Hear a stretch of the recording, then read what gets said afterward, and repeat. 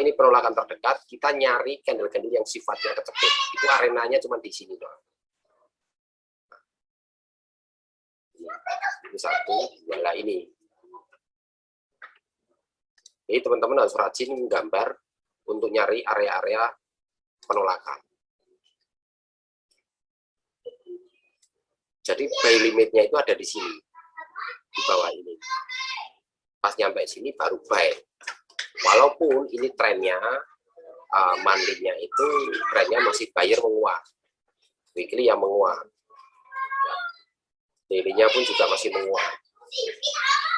Tapi kalau dia tembus ini, tembus garis biru kecil ini, yang kalau di satu kecil ini tembus dan dibentuk warna merah di sini, maka dia akan berbalik arah. Jadi masih ada kesempatan untuk ngambil koreksi kalau kecil-kecil. Cuman ingat, koreksi di pair forex ini berbahaya, berbeda dengan XAUUSD. Dia gerakannya sangat lambat sekali. Maka yang kebiasaan menghadapi XAUUSD, maka akan was-was. Saya tadi seharian nyoba melawan arus pair forex, itu nggak pernah berhasil. Nanti berhasil, cuman resikonya sangat tinggi. Jadi resikonya sangat tinggi karena saya terlalu malas untuk menunggu terlalu lama. Maka mendingan saya cut loss, saya nyari lagi. Seperti ini. Ini saya turun tahu karena ini posisinya sudah mencapai ring hariannya dia. Sudah mencapai ring harian dia. Saya yakin turun karena saya malas nunggunya, maka mendingan saya cut loss. Saya minus 12. Saya biarin aja, nanti kita nyari lagi. Nah, inilah kebiasaan nih. Makanya pemilihan pasar ini sangat penting sekali. Pemilihan pasar sangat penting sekali. Terus misalnya seandainya kita mau masuk dalam posisi pasar seperti ini kan sudah posisi di ring harian. Ini close candle, kita pasti cari confirm di M5 dulu. Jadi jangan buru-buru masuk, cari confirm M5 lah. Breakout-nya dia itu di sini. Kalau sudah lolos daripada ini, maka teman-teman boleh melakukan buy. Kalau lolos dari ini, lolos dari kuning ini, berarti sell-nya ini sangat kuat. Sudah mulai terjadi pembalikan arah 50%. Kalau di sini itu sudah 70%, berarti artinya sudah ada pembalikan arah.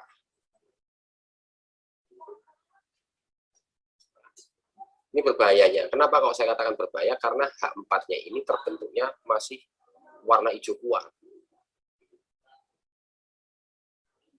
Nah, kalau indikator waktu, ini kalau sudah terbentuk 20 menit, ini tanda menguatnya. Tapi kalau teman-teman mau melakukan spekulasi buy, seperti sekarang ini misalnya, karena ini sudah diyakinkan ini kuat, tetap teman-teman confirm di M5 dulu, cari. Adakah peluang di sini? Ini tunggu waktunya. Kalau sudah 2 menit masuk, walaupun ini berisiko. Sebetulnya yang paling bagus itu masuk setelah 20 menit. Jadi candle sudah mulai mapan. Jadi kita sudah mulai mapan, kita lihat mulai mapan. Ini pun misalnya kita ambil buy begini. Ini waktu kita cuma kecil. Paling 5 menit atau 10 menit harus diangkat. Karena ini belum ada kejelasan pasarnya mau lari kemana. Harapannya kalau orang-orang buyer itu harapannya nunggu dari bawah. Dari M5 konfirmasi di sini ini. Nah, batasan dia melakukan buy di sini. Lebih daripada ini ya cut loss. Nah, kita kalau masuk posisi di H1 belum waktunya 20 menit, ini pasti terjadi guncangan-guncangan kecil, itu pasti ada. Jadi memperhatikan timer ini, waktu ini sebagai indikator juga. Jadi kalau ini 20 menit sudah terbentuk, ini kuat, menebal merah, ya sudah, pasti dia turun.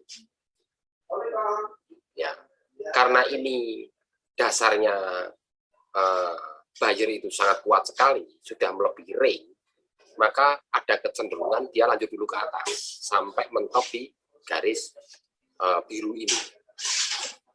Kalau sudah lolos dari 18 ini, atas biru ini, sudah dipastikan jalannya itu naik terus. Nah, kita berani nahan, kalau Mas Adi berani nahan itu, karena value-nya agak gede, kuat sekali. Ini lolos ini itu sudah pasti naik terus ke atas. Tinggal satu candle aja ini konfirmasi.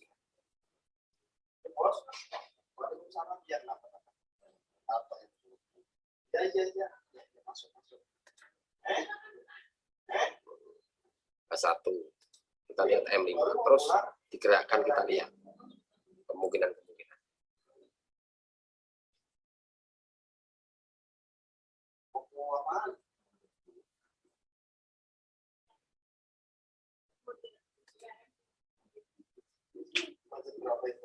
Jadi kalau mau entry nunggu waktunya ini 20 menit, itu terbentuknya arahnya mana. Setelah 20 menit jangan langsung entry, dilihat di M5-nya adakah yang pembalikan. Nah, di sini kan di M5 kan juga ada support resisten, juga ada.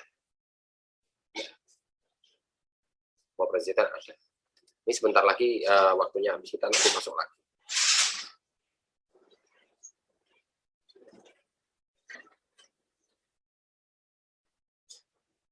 Jadi kalau teman-teman pasar lambat seperti ini pasar ini diperhatikan gerakannya. Tapi selambat-lambatnya di atas jam 7.30 itu masih lumayan dibandingkan kita berada di pagi hari.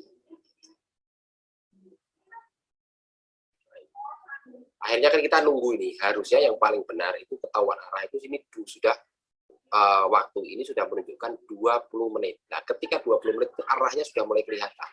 Atau M15 ditambah 1, boleh kita melihat dari M15, begini boleh. Apakah M15 sudah terbentuk atau tidak. Nah, kalau M15 ini bisa saya buat sarana untuk cut loss. Saya bisa dari M5, bisa dari M15, saya melakukan cut loss.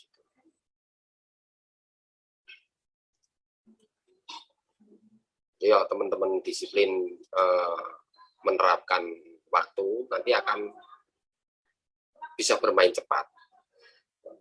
Nanti pelan-pelan nanti kita mengkaji. Saya sudah mencoba-coba berkali-kali posisi siang. Kalau siang sampai melawan arah, itu pasti habis, pasti kalahnya. Kita nggak pernah ada beruntungnya, karena volatilitas di siang hari itu rata-rata dia sedang dan rendah, jarang cepat seperti malam hari.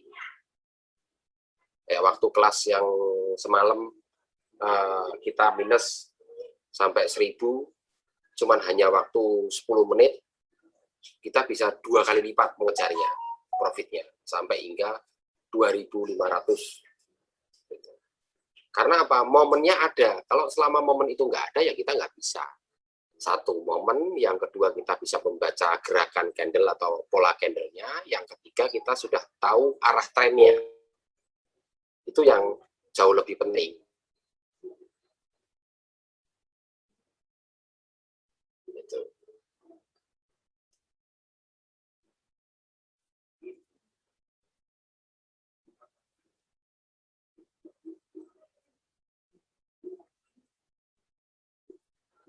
Ini sembari teman-teman memperhatikan gerakannya. Jadi diteliti gerakan pergerakan candle. Ini kan 53, berarti masih berjalan berapa menit gitu. Dua candle.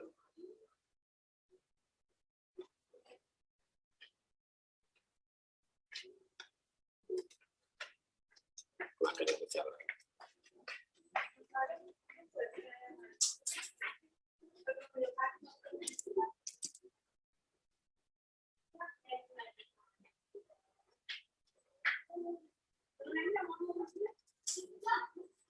Dan gerakan di malam hari berbeda. Kita minusnya kelihatan cepat sekali di sininya. Di ujung sini sangat cepat sekali minusnya. Jadi teman-teman harus cepat tangannya, gerakannya harus cepat, jangan sekali-sekali ditinggal. ya ditinggal pergi atau ditinggal kemana, itu berhati-hati ketika entry seperti ini. Itu cepat sekali dia gerakannya.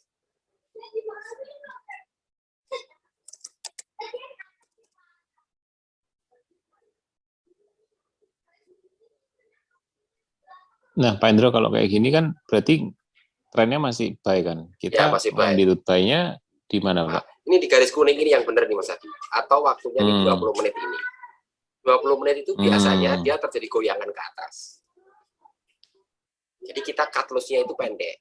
Di sini, di kuning ini.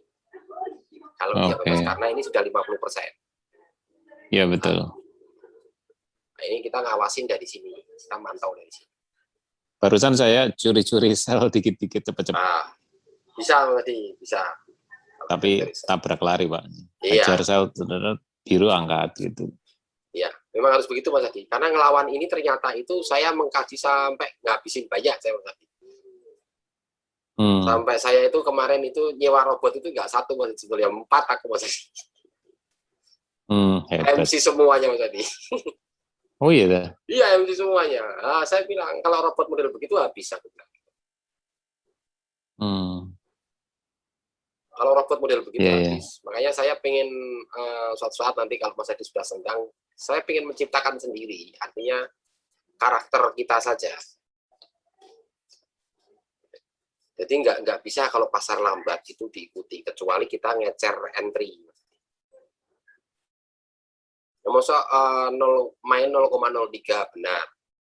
Pasar berbalik arah di AUD JPY itu masih diterjang terus, di averaging terus sampai panjang. Akhirnya MC tuh. Saya bilang, ini boleh di cut loss nggak? Jangan Pak, ini nanti robotnya cut loss sendiri. Ya udah, silakan. Hancur semua. Nah itu kejelekannya. Nah ini berarti kalau lihat gerakan-gerakan candle seperti ini, merah ini sellernya agak menguat. Tetapi kita nggak usah perlu buru-buru gather karena waktunya masih baru berjalan 10 menit. Tapi kita harus ngambil tindakan karena saya ini ada di sini di atas, maka saya cepat-cepat harus ngambil tindakan ketika dia nyentuh nempel ini. Saya harus ngambil tindakan. Karena kalau saya nggak ngambil tindakan, ini akan terlalu jauh jaraknya. Nah, misalnya saya harus melakukan cut loss di sini nanti. Kalau saya nggak cut loss di sini, bisa. Ini saya umpamakan karena lot saya kecil, ya kan? Kalau saya satu lot, saya sampai sini harus cut loss.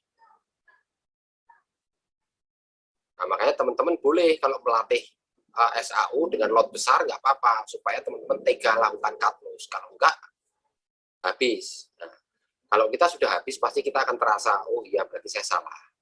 Jadi emas itu nggak bisa dibuat kita main santai, itu nggak bisa.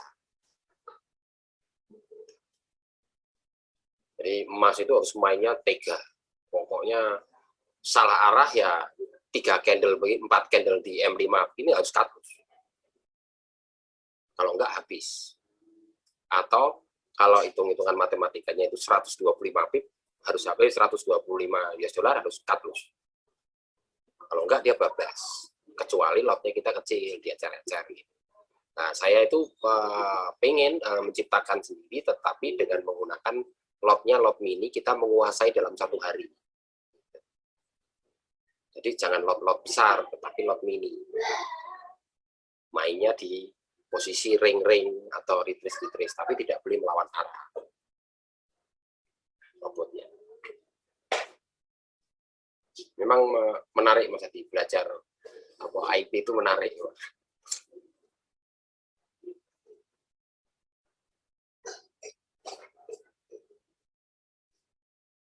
Nah, ini waktu sekarang sudah menunjukkan 48, berarti kurang 8 menit.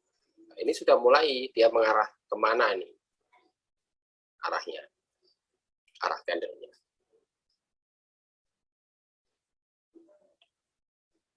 Apakah merahnya semakin menebal ke bawah?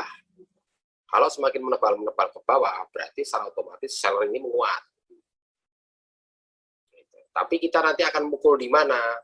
Nah, kalau kita mau mukul buy, itu di sini. Karena kita trend monthly-nya, weekly, sama ini, itu D1-nya, itu juga masih buy. Buyer masih menguat. Makanya kita nggak berani sembrono untuk ngangkat ini. Gitu. Ya ditahan bisa, tapi kita harus nahan berhari-hari. Nanti akan jadi kebiasaan. Pokoknya salah arah, udah buang dulu. Nah, nanti mulai kita main street fighter di sini nih. Lotnya digede-gedein. 1, 2, 3. 2, 4, 5. Nah, maksud saya untuk berlatih menggunakan lot-lot besar, mumpung kita masih posisi belajar itu, enaknya kenapa? Supaya kita disiplin untuk melakukan cut loss. Karena itu kunci sukses seorang scalper dengan menggunakan lot besar itu harus tega untuk melakukan cut loss. Karena kalau kita nggak tega, habis kita. Apalagi ngelawan XAUUSD. Berbeda perlakuannya memang dengan GBP AUD, ini berbeda. Kita floating berapapun masih tetap santai, karena range-nya juga masih bisa terjangkau dengan